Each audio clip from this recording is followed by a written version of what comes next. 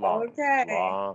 Lung health, healthy lungs. That's the topic of today's discussion is healthy lungs, you know. So hang on 1 second.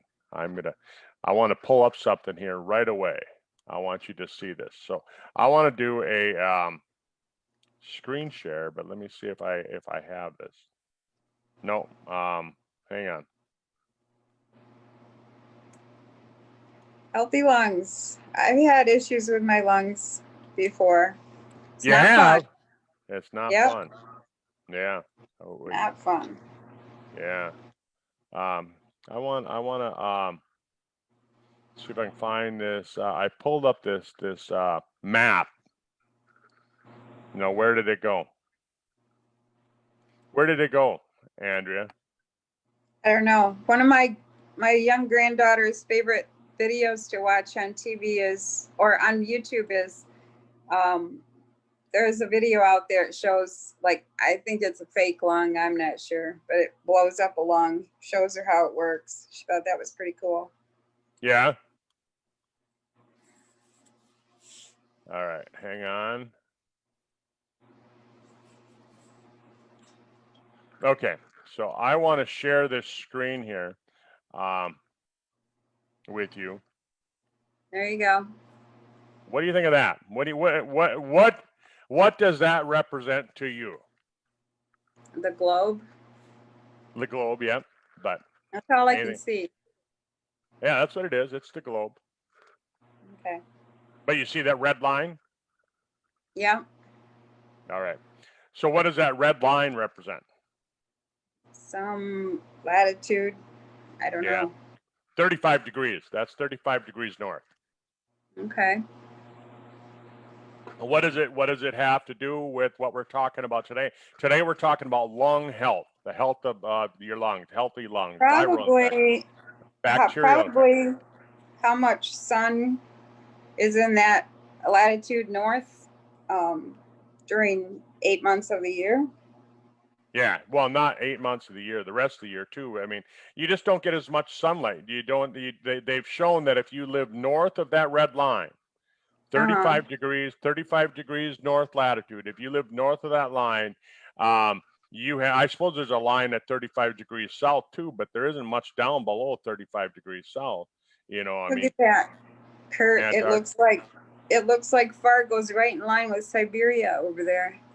Pretty much, right? But you notice it's half of North America, all of Canada, all of Europe, right? Mm-hmm. And so they're saying that if you live north of that latitude, you don't get enough vitamin D, and that causes lung problems. It causes you to have other health problems. I remember when I was treating a patient of mine in my clinic for multiple sclerosis, and they related. I just learned about how multiple sclerosis related to vitamin D levels, and I asked my patient that came in. I said, "Hey," I said, "do you feel better when you go south for the winter?" Because she went south to Florida every winter, and she said, "Oh yeah, it goes away every winter. I don't have any problems with MS." About that, and I know people who have MS do take vitamin D supplements. Yep. But I had a neurologist here in Fargo that told me I was crazy. I said, told my patient that she should stop listening to me because I was crazy, and it was about 20 years ago, because I was talking to her about this. But now, here we are talking about lung health, and I just wanted to show you that. But you look at where you live, you look at where I live, you look at where a majority of us here live. In Europe. Yeah. And we're having the worst symptoms with COVID. Right. So it has something to do with it. Anyhow, I just wanted to throw that up there because it does have something to do with it, Andrea. It does have something to do with it. And excuse me. And so we do got to take extra precaution. There's certain things that we want to do. So like always, every Tuesday, I got my notes that I went on the internet this morning after I decided on a healthy topic to talk about, and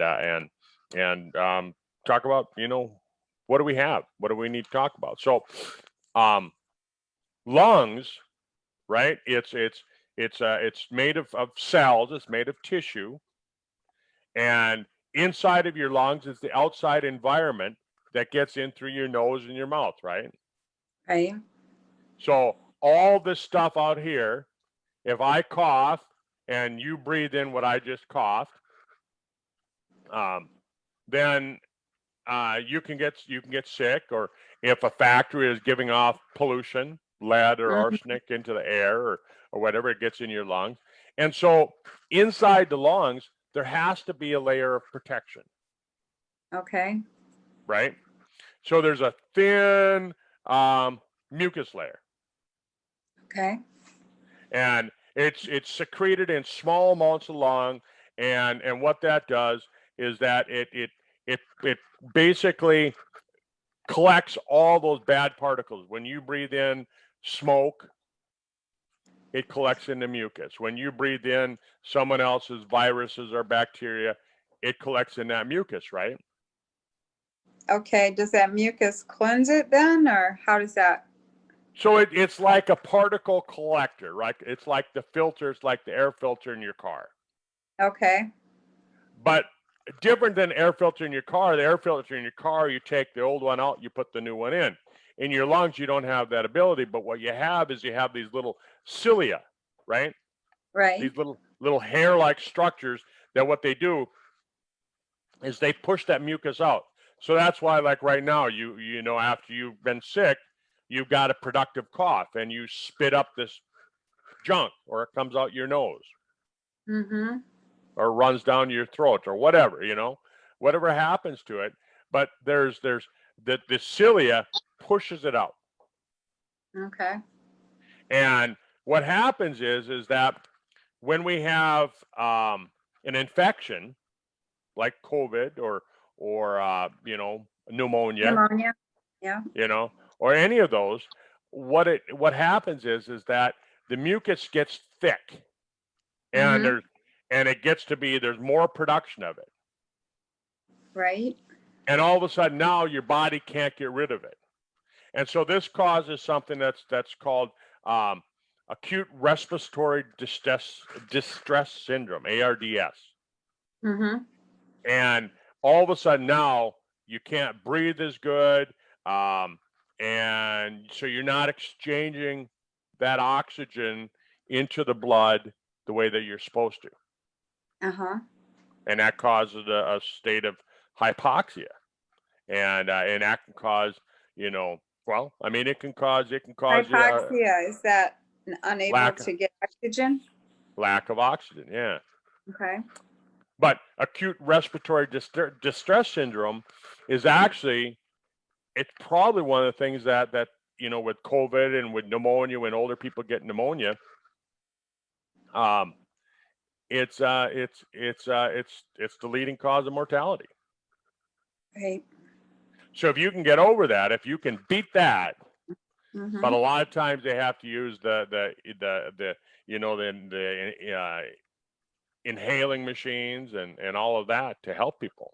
And we've seen a lot of people. I was just talking to somebody on Sunday morning, a young guy. He's 49 years old, and he was telling me, he said, yeah, he got um, COVID, and it was so bad. He was in the hospital, and he was on a ventilator. Yeah, Meanwhile, his I have a friend in the hospital right now. He's been in there 9 days, I think.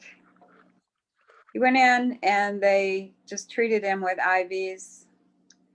Didn't really do anything about him having COVID, and they did test him with a rapid test, and he had it, and sent him home.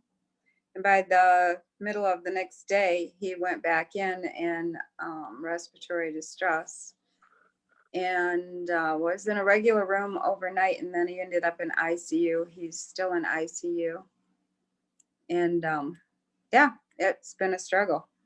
yeah. So in the hospital in Michigan, where you're at, in the you know, Mm-hmm. I mean, and you're not in a huge town, you're not in a little town, but you're not in a huge town. Um, is the hospital pretty packed with people? They have had quite a surge here in this area, and it was really good because my granddaughter, who's in her first year of being an RN in Tennessee, actually has worked in a COVID unit ICU all year. So she's become our little family expert. And she was a big benefit to the family member that's in ICU. She said they learned down there, you know, through experience because they got hit early. And then Because it lessened up. they're below that 35 degrees latitude. Yeah. Yeah. And but they learned to keep people in ICU longer than they normally would because they were getting, like, when they were getting around, I don't know, between 10 and 15 liters of oxygen, they were dropping them back into regular care. And she said they learned that they have to keep them till they are under 10 liters of oxygen. And Wow. the other thing they started doing, which is very unusual for a hospital, they started giving them a combination of vitamin C, vitamin E, and zinc in the hospital as protocol down there. When our family member went in, he'd been taking those three things, and we asked them, you know, can he have those once he was in ICU? And they were like, well, we don't normally give things like that. Anything that's on the chart he can have, blah, blah, blah. And I said, well, if we can get him his supplements he's been taking at home, he can take them himself, right? You know, and they didn't really go along with it. But after they talked with my granddaughter a couple of times, somehow somebody looked into it and they started giving him those supplements. Yeah. Yeah. Well, and we know, I mean, you know, zinc's really important for the immune system. I mean, without it, your immune system gets to a certain point of healing and it just stops, right? And so that's why, you know, when we talk about detox is also important when it comes to zinc, because arsenic can block the absorption of zinc. It can block the receptor sites where the zinc is supposed to go. Right. But, you know, to get back to what you were saying, they're now allowing him to supplement with vitamin D. Vitamin D. Excellent. Well, these are some of the things that I want to talk about. Have you heard, and I know you have because we've talked about N-acetylcysteine. I don't remember it. Okay. So N-acetylcysteine is a nutrient that's found in, and I jotted down a bunch of food because, you know, all of our audience wants to know what food can I eat to increase this, you know, in case I don't want to take a supplement. We're going to talk about supplements as well, but, you know, so where do you find cysteine? Pork, beef, chicken, fish, lentils, oatmeal, eggs, low-fat yogurt, well, I can't read my own. Oh, cheese. You can't read your own writing, Doc? Yeah, well, you know, funny. right, I've never been able to read my own writing. And then sunflower seeds. And so these things are all high in cysteine, N-acetylcysteine. What is N-acetylcysteine? Well, first, let me kind of give you a background so I can kind of grab your attention. In the 1960s, not that long ago, right? Not that long ago. I mean, well, I mean, that was when I was a baby, but, you know, and that's when you were just, you know, a little one. But in the 1960s, they found that when people had lung infections, when they had bronchitis, when they had these different things, when they had lots of mucus, if they had the patients inhale N-acetylcysteine, it would break down that mucus and so the body could get it out of the body. Okay. So if they inhaled it? Inhaled it, yeah. So you put it in a nebulizer, for example, N-acetylcysteine. Is that something you can buy? Yeah. Guess where we have it? Tell me. Stemolytic. Okay. But we're not going to use that in a nebulizer, right? Well, I mean, I'm guessing you could if you've got some lung problems going on. You want to clean out the lungs.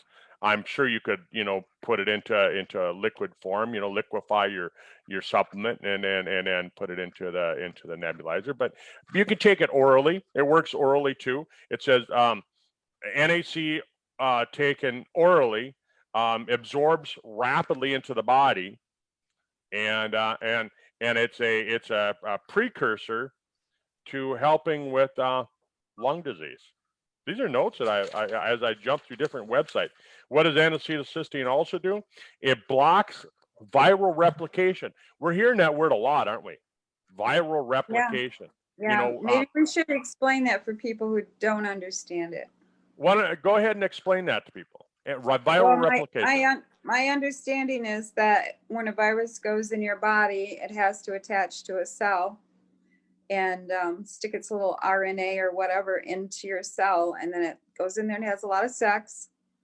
And once it has a lot of that, it explodes the cell and it spreads to other cells. Okay, I mean, that's way probably oversimplifying it, but I want to get it so you have a better picture, because people now are thinking, oh, they got this virus having sex in their body, but Hey, you do. Bacteria and virus have sex. So what the viruses do, the viruses, they got a double strand like this, and the double strand breaks apart, and this half separately, independently, go into your body, and they look for something that looks like this half. So this half looks for something that looks like this half in your body, and it attaches to it. Right. That would be you, yourself.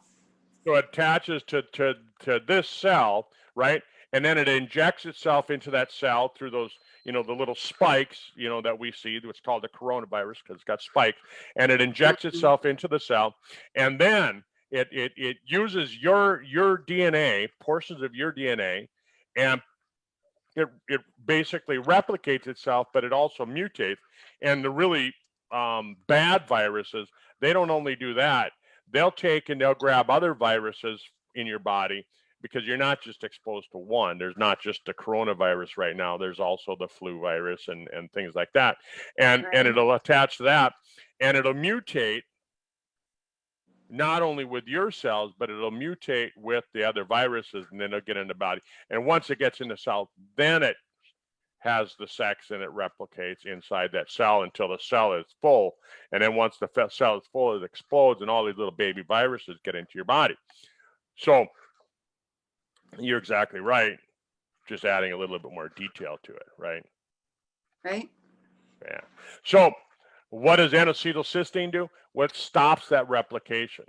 So even if you get infected, with COVID, or if you get the flu, or if you get pneumonia, and it gets into your lungs, it's going to stop that viral replication. That's what N-acetylcysteine. Again, our product, the product that I take every other day, because it's used for senescence as well, as a senolytic, but the N-acetylcysteine, it comes in our product called Stemolytic. For those of you that are familiar with Sizzle, it's called Stemolytic.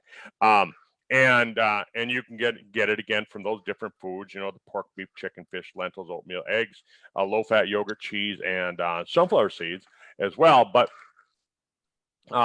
in higher doses, like they're talking about, like the doctors are using, things like that.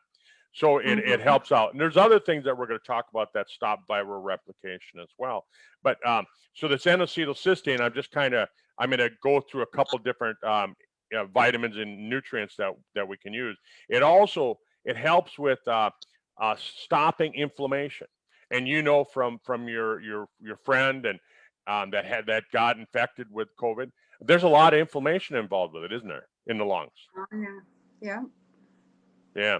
So if you can stop that inflammatory process, and how it does it is it reduces the pro-inflammatory compounds that cause this, and we know one of them as cytokines. Right. We heard that word a lot this year. Yeah, before this year. Storm. Yeah, before this year, did most people even hear of that word cytokine? They didn't know what it was. We never knew what that was. No. So when they say cytokine storm, I mean, just think about it. Like when you have a storm come through Michigan, right? It's not just like, you don't look outside and say, oh, it's raining. You go, oh, it's a storm. Right. So basically you're having a massive response from your body and your lungs. So it's not like rain, it's like a storm. Massive, massive. Yeah.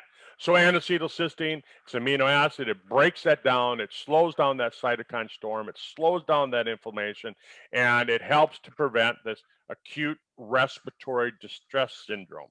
And what that is that's when your body just goes, we can't deal with it anymore. Right. Yeah.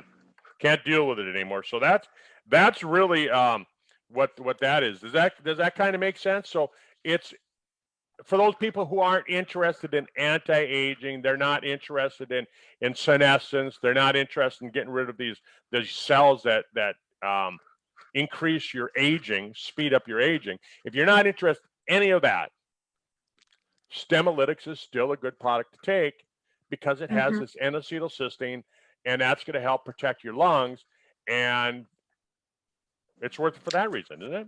And I did a little consultation with one of our doctors who work with us regarding all of this week, and he actually said to me, Stemolytics would be a very good product to help with what's going on. Yeah, it's a great product because it also stops those senescent cells, and they have something that's called SASP, SASP, which is basically, it says that the senescent cells produce these pro-inflammatory type of things like cytokines. And so I'm just going to tell people what, I mean, I know you like to just tell people that, hey, senescent cells are zombie cells. And I see now that even Mayo Clinic is using that word. They're calling it zombie. Well, that's where I got it. I didn't make that up. It was out there. I thought you made it up and everybody just started repeating what you were. No, I thought you were, lots of medical research was saying zombie cells. That's where I got it. I thought you were the trendsetter. Well, I'm not. I never have been a trendsetter. But senescent cells are when you're basically, your cells have divided so many times, they've reproduced themselves so many times that they have reached their age limit, and your body has a natural pre-programmed age of the cell, and it's supposed to get to the end of that age, and it's supposed to die and go away. Right. And then your body replaces with a new healthy cell. But what happens is when you have a senescent cell, these cells have figured out how not to die. They hang in there. They're going to fight, and they're going to hang in there for the rest of time. And so what they do is they're not really important for your health anymore. They're not producing anything that's healthy. So what they do is they produce things that are unhealthy. And so I was just reading a study the other day that said that they found if they can decrease the senescent cells in your body, they can help decrease cervical cancer in women. Really? Yeah. So they're using this to improve cancer outcome. Well, it makes sense because, I mean, you and I have talked about this a lot over the last almost a year now. And we've seen tons of research where all kinds of degenerative conditions in the body are improved by getting rid of senescent cells. Yep, and there's been tons of studies on senescent cells involved with aging and immunity, because you take a look, they're showing that the people that are dying from COVID, most of the people that are dying from COVID, they're finding that the average age is over the age of 70.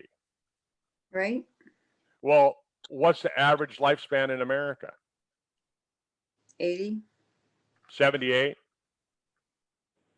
What's the average lifespan of somebody, the ones that are dying? 78. So if we can take and we can address this whole issue with aging, aren't we going to address the issue that has to do with this? And my answer is yes. You would help the body not be as weak as the typical 78-year-old, basically. That's right. And you're going to bump the immune system, because the immune system also is involved with senescence. But let's talk about vitamin D a little bit.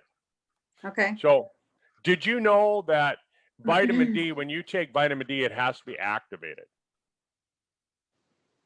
Nope. in your What body. do we activate it with?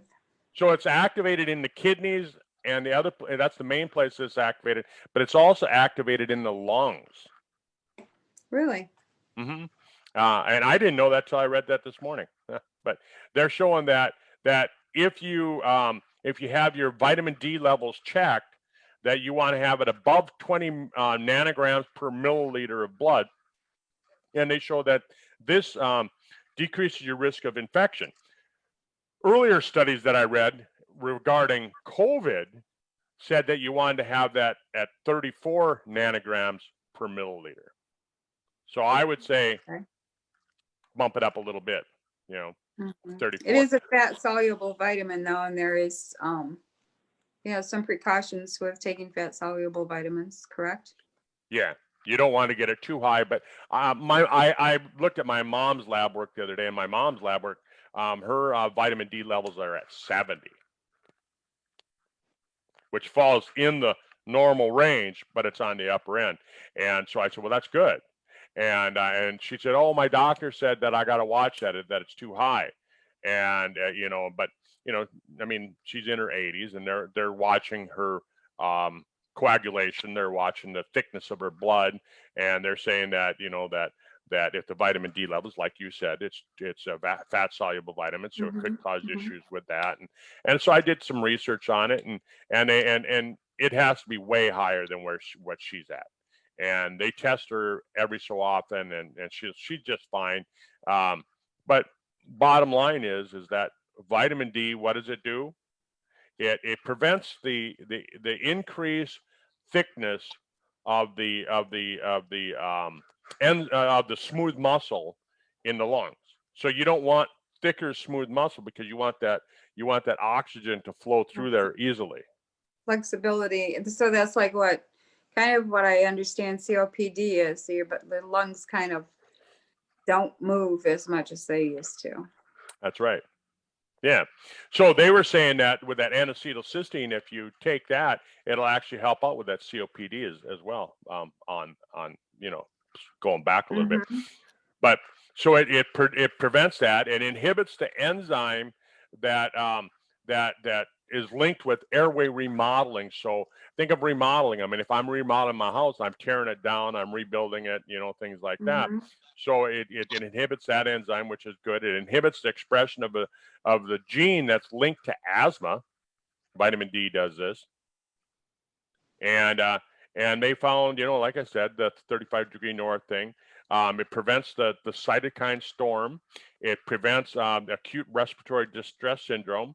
It decreases the inflammatory response. And vitamin D also has a vital role in helping the lungs to recognize and respond to viruses and bacteria. Interesting. So just not looking at all the science, just nature itself. If you're out in the sunshine getting enough vitamin D and you're getting fresh air for your lungs, somehow by nature that works in combination to keep you healthier. Yeah. Yeah, but so here we are, we're in winter time. I mean, what happens typically right now? I mean, heck, I go outside and I play with my dog a couple times a day. We'll go outside for 20, 30 minutes at a time and get plenty of vitamin D, where normally this time of year, I mean, it's cold, there's snow on the ground. You're wrapped up, you're bundled up. Right now, I'm going outside on Saturday. I was out without even a jacket on. North Dakota. Yeah. I worked for a chiropractor for a while, and he had a large Amish community that came to see him, and he stated to me that, a lot of them were missing teeth. Even by age 11, they were missing teeth. And I said, well, like, what's going on there? And he said that there are studies that have been done that if you don't get enough sunshine and you eat too much wheat products, which they do, there's a correlation there with loss of teeth. And I went, wow, because they're covered head to, the only thing you see typically is their face. They wear bonnets, the women do, men wear hats, and they are always fully clothed. They even the kids don't go out and just run around in, some shorts like our kids do. So there's a big lack of vitamin D in that community. Yeah, Here, and I don't know much about that. I can't comment. I mean, I just know that, here in North Dakota, I mean, we've got 9 months out of the year where it's pretty cold out. You're wearing a jacket. Most years Minus you're wearing a jacket pretty much 9 months out of the year, some kind of a jacket, long sleeve or a hoodie or something like that. And and you're not going outside a lot, and so it does increase your lack of decreases your vitamin D, because you're supposed to have 20 minutes of whole body exposure of sunlight every day. I mean, that's, if you're listening to the health gurus, right? That's what they tell you. 20 minutes of whole body exposure. Well, we don't get that in Michigan in the winter. Yeah. And so, vitamin A. Vitamin A is also really important. And that's another fat soluble vitamin. But vitamin A is involved with 500 different genes that are expressed for cell growth, tissue repair, wound healing, the immune system, important for mucosal passages, increases the white blood cells and the lymphocytes, increases the natural killer cells. So, so if you want to have healthy lungs, you want to make sure and get plenty of vitamin A as well. There you go.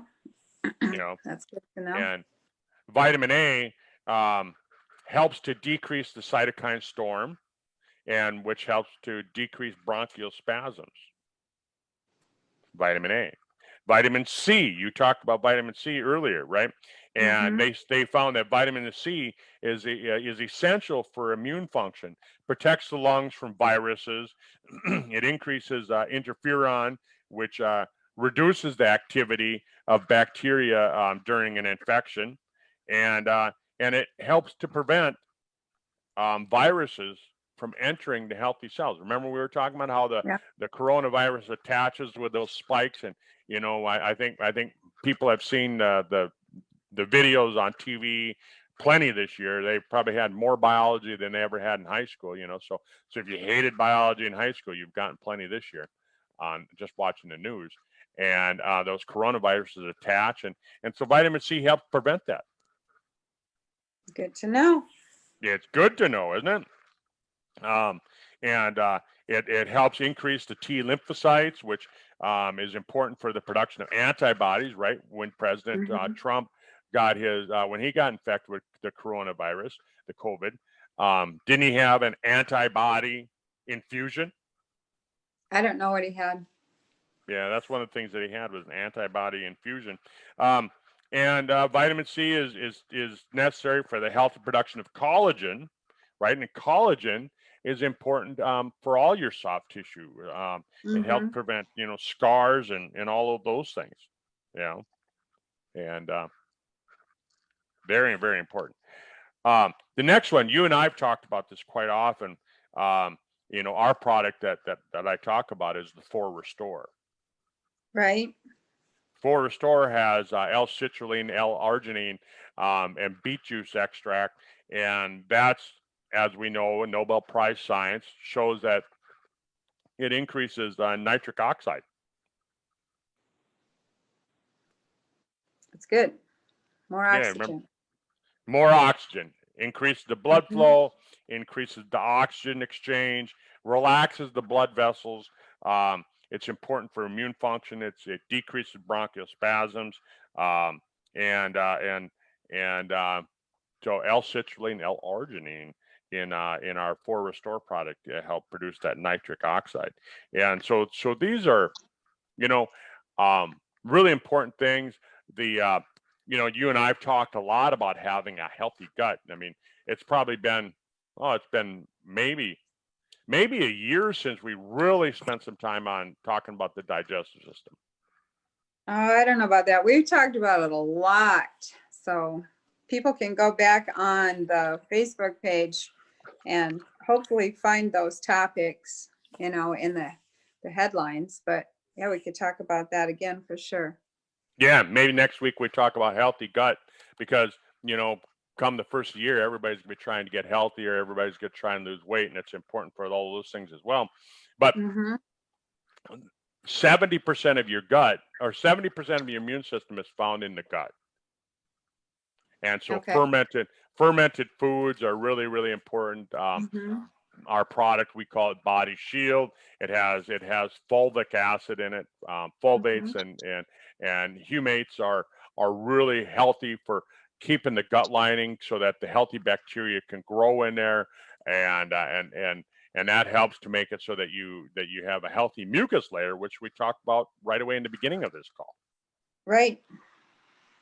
So, so when we're talking about foods that you can eat more of, again, I'm trying to throw food at people because so many people say, well, I don't want to take all those vitamins, right? That's my whiny voice. Uh-huh. I see that. I don't want to take all those vitamins. So what food can they eat? Well, you'd have to Google, what foods provide vitamin E, C, and D, and A, and take them. Yeah. So red beets, Mm-hmm. peppers, all kinds of peppers, red, yellow, orange, green, apples, pumpkin, turmeric, tomato, blueberries. Blueberries have something called anthocyanins, which protect the lungs. Awesome. Yeah, they found that in a study. I was reading that this morning. Again, I like to take these notes because I learn when I'm writing, and it'll be with me the rest of time. This will be with me when I'm 110 years old. I'll be able to tell you this stuff because I wrote it down. And Okay. but blueberries, they found in a study that if people have blueberries, if they have a handful of blueberries twice a week, they found that they had less problems with lung infections. Twice a week, huh? You got to wash them good, though. Blueberries tend to be high in toxins, so you got to get a good source and wash them really well. Yeah. Bears like blueberries. Did you know that? Yes, they do. Green tea has something called EGCG, and EGCG helps decrease scar tissue, right? Again, that's one of the problems that we see when people have COVID, they tend to have a buildup of scar tissue after they get done with the infection. So, so green tea would be great for them. You ever go to these Chinese places and you eat these edamame beans or edamame or edamame or how do you pronounce that? I don't know. I call them soybean. Well, they're not soybeans, but they're edamame beans, and they found that they have natural ingredients that help with the lungs. Olive oil is good for you. Oysters, Andrea, oysters. Yeah. I know. I don't like oysters. Never. I had friends who fed their 3-year-old oysters in front of me once. I was like, I would give a 3-year-old oysters. Slimy things. Oh, man. Yeah. Yep. But they're loaded with selenium and copper, which is really good. Yogurt, low-fat yogurt, not the sugary stuff, the low-fat stuff. So I started using a yogurt that's actually called keto yogurt. It only has 2 grams of carbohydrates in it. Yeah, our brand here is called Too Good. I've had that too. Yeah. You know what I do with that? Is I mix a big gob of peanut butter in it and stir it up. It's really a nice little dessert.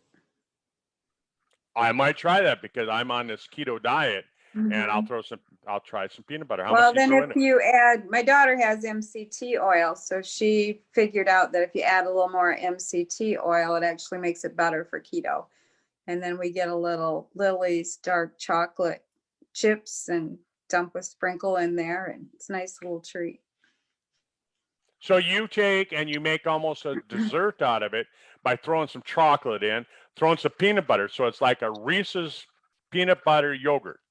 Well, yeah, it doesn't quite taste like that, but yeah, it's a nice little, it gives it a different texture, thicker textures. Yogurt, you eat it and it's like air, basically. So this way it thickens it up a little bit, and you're introducing more fat into the keto diet that you want. Yeah. Speaking of keto diet, I'm taking a product right now. I'm on a test group with this new product that Tom Jr. has formulated. And I've lost, as of this morning, I've lost 15 pounds in 30 days. That's That was good. that was with the holiday in there where I go to my mom and I overeat. Um, I know, I've Brazil been living on nuts. pumpkin pie. Brazil nuts Brazil. are really good for you when you're trying to prevent lung problems. It's high in selenium. Coffee is good for you when you're trying to prevent lung problems. Swiss chard because it's high in magnesium. Okay. Yeah, Swiss chard. I'd never really eaten Swiss chard till this year, and then my friend, she has a big garden, and she gave me just a big bag of Swiss Mhm. chard, and and I felt like, well, I got to eat it, so I used it a lot like I do with broccoli, or not broccoli, but spinach. Okay. I chopped it up and I put it in with my eggs and things like that, and it was actually pretty good. Yeah. Steamed, it was all right. I mean, I wouldn't run out and go, oh, I want some Swiss chard, but Well, you know what you can do is you can dehydrate things like that and kale. If you don't like the flavor, you dehydrate it and freeze it, keep it in the freezer, and then you can just like throw it in your scrambled eggs or salads or stuff like that to get it. and I don't mind kale if it's baby kale. Once it gets to be the thick old, you- then the taste is too much. There's too much Yeah, kale taste, yeah, But that's why we typically dehydrate it. Yeah. yeah. So anyhow, Mhm. Andrea, anything else that you can think of that people can do? I know, with your daughter helping out with people with lung problems and things like that. Any other tips and clues that I she do. gave? Yeah. What would you tell Well, people? I learned about a couple of little devices. This is a pulse oximeter. What is it, Doc? It Oximeter. measures, I yeah, got one. and it measures your they're about $20. It measures your oxygen exchange and it also does your heart rate. So you just stick your finger in there, turn it on, and it gives you a reading after, you let it sit there for a minute. So it's giving What's your you what's your what's your O2 level right now? it's the best it's been in 2 weeks, 98.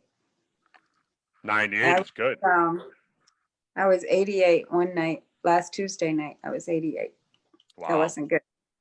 And So it's a good this is thing. It's a good thing to have with you.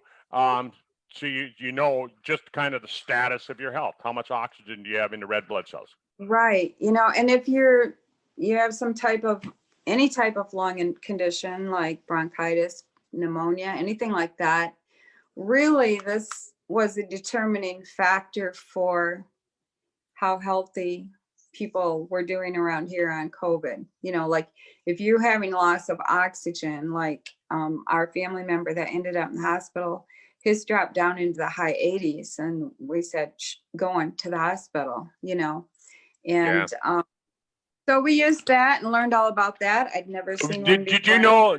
Did you know that I was reading this on Sunday morning when I was talking to my friend that had such a bad case of COVID, that they've had people that were down to 45% oxygen that survived and had no long lasting effects from it as far as they can see, but they were all the way down to 45 at their oxygen because of this acute respiratory distress syndrome. Isn't that crazy? Mhm. So I mean, you went down to 88. I mean, and you're 74 is what your friend had, and but yeah, can you imagine 45? Wow. But okay, I No, didn't mean to no. interrupt. So now I have this thing called an incentive spirometer. They're like $6 to $10 on Amazon, but the problem is it takes 8 days to get one. So I did find one at a medical supply store, and I had to have my homeopathic doctor order a script book to get it. But it tells you good, better, best here, and as you breathe in, or you actually suck in, it's a little piston in there that comes up and gives you a reading of how good you can breathe. What Yeah. this does, my understanding is, and they have our family member using this in the hospital, and they have people who've had surgery using them in the hospital afterwards to prevent pneumonia, because it opens up the airways. It's not like you're not breathing out, you're sucking in. So you're expanding the lower part of those lungs to keep them healthy. Yeah. And so, yeah, I'm using that, like 4 or 5 times a day, just 10 breaths, because it really wears you out to try it. But my granddaughter said that she had recommended that to me, and I knew that our family member was using it in the hospital. They gave it to him to use. And my granddaughter said, I always tell my patients, if you want to get out of here, you use that. So, and it's helping me clear out my lungs. Show that device again so people can see it. Okay. Yeah. It's called And, incentive spirometer. You can get it at Amazon, but it will take 8 days to get it. yeah. So it's just good, $6 to $10. Order one. Just keep it in your closet. If you never need it, that's okay. But if you need it, you've got it. I should dig mine out. When I had my motorcycle accident 13 years ago, they told me the same thing. They said, if you want to get out of here, you better use this thing, because they said, bed rest, being in bed rest like I was for 2 months. I was laying in a bed for 2 months, and then I was in a wheelchair for 2 years. And they said, use this thing. It's going to help increase the function of your lungs. Right. Right. So, Right. And so it's not just like when you're talking about the viral thing that's going around. I mean, it can be used. You get cold, use it, keep that pneumonia out of your lungs. We get pneumonia from all kinds of things. So it's good to have on hand, I think, now that I know about it. Prevention is the key, isn't it, Andrea? Don't get Definitely. sick. Don't get sick. I mean, and that's the bad thing. I was watching some videos, over the course. And we always watch these videos, and there's some confusing stuff. I mean, they say, oh, this and that, but I think that eventually, this virus is gonna mutate to a form that it's not gonna be as bad. It's gonna be like, it's gonna be around. It's gonna be around probably forever, right? Because it's gonna keep mutating, and we're gonna keep passing it back and forth, back and forth. Pretty soon, it's gonna be like the common cold. Oh, you got COVID. Stay home. Don't pass it around to everybody else. Just like instructions when you get the common cold. But right now, it's bad. Now it's bad. A battle. Yep. And I think, you take a look at the vaccine. Okay. Like I was talking to this nurse practitioner friend of mine on Sunday, and he and I were talking about, and he said, oh, you're anti-vaccine. I said, well, pretty much. Yeah. I said, because I think, my reasoning is that you want your body to build natural immunity. And he said, well, don't you think that there's certain people that need vaccination? I said, yeah, there's the immunocompromised people that probably can't build their own immunity. Then you have the vaccine. And basically what a vaccine is, it's kind of like exposing yourself to this virus, and in little bits and pieces, and so that's what the vaccine is. But the problem with it is that when they start injecting this RNA into your body, I just don't know what it's going to do, and so I'm just kind of staying away. I said, well, you've heard of transhumanism. Yeah, and I'm going to let other people be the guinea pigs, and I'll just be careful for a couple of years. Yeah. And maybe down the road, maybe my opinion will change, and I'll go, hey, yeah, vaccinate me. But for right now, I'm saying, hey, look, you guys be the guinea pigs, and in 2 years, y'all come back and let's see what you look like. Let's see what your health is, and if you have problems, then I'm going to go, well, I'll skip it. But I mean, people have to make their own decision. I'm not going to tell them what to do. I'm like, Andrea, I'm not going to tell you what to do. I'm going to say, do your research, do your own research, and you decide. That's right. You have to do your own research, and you have to look at things that are not on mass media to get the correct research, because the real information is being suppressed. So you need to find alternative sources. You need to look at things that are going on out there. There's a new alliance of doctors and lawyers across the globe called World Freedom Alliance that has been putting out information that is really good. And I would just encourage everyone to seek more than your 6 o'clock news for the safety, the efficacy, and everything about the vaccine. Yeah, just find out for yourself, make your own decision. Don't do it just because, the sheep, everybody's doing it.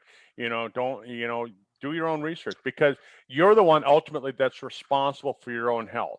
And if there's problems that arise from taking the vaccine and you made the decision to get it, then you have to accept the responsibility for it. If you chose not to get it and you get sick and that, then you're the one that ultimately is responsible, and you have to take the responsibility on that yourself. And so that's where I kind of say, I don't tell people what to do. I tell them, I said, figure it out for yourself and then make that decision and accept the responsibility. And cool, we're all cool with that. And but all right, so I think we've talked enough about lung health and building immunity. Folks, do something. If you don't do what we just talked about, do something. If you don't take the Sizzle product, take something, because chances are you're going to be deficient if you're trying to get it out of your diet. Chances are you're going to be deficient on something. And I wish I could tell you that, hey, look, we're going to put it all into one pill and we're going to say, take one of these a day. That ain't going to happen. Right. Because there's too many things that need to mix. There's too many things that you need to take, and that'd be a whopping size pill. Yeah, it was like when Tom came out with the age pill, and I was talking to him on the phone, and I said, well, how many of these do you take a day? And, and then we were double dosing in the beginning, 6 in the morning, 6 at night. And I said, what? That many? And he says, well, if you want a giant pill, we can do that. But he said, to get the effective dose, you need, the dosage. So That's right. It was funny. He goes, I can make you a giant pill. One giant pill. Yeah. All right. So folks, thanks for joining us today. Thanks for listening to the video. If you're listening to the video, stay healthy. That's key. That's stay healthy. I mean, the key to longevity is don't die. Right? And that is a slow death, depending on how you practice your life. All right, Andrea, I'll let you close out the call. Yeah, thanks, Doc. Thanks for sharing all this lung information with us, because, your lungs are pretty darn important. So take care of them, folks. All right. Bye-bye. Tuesday.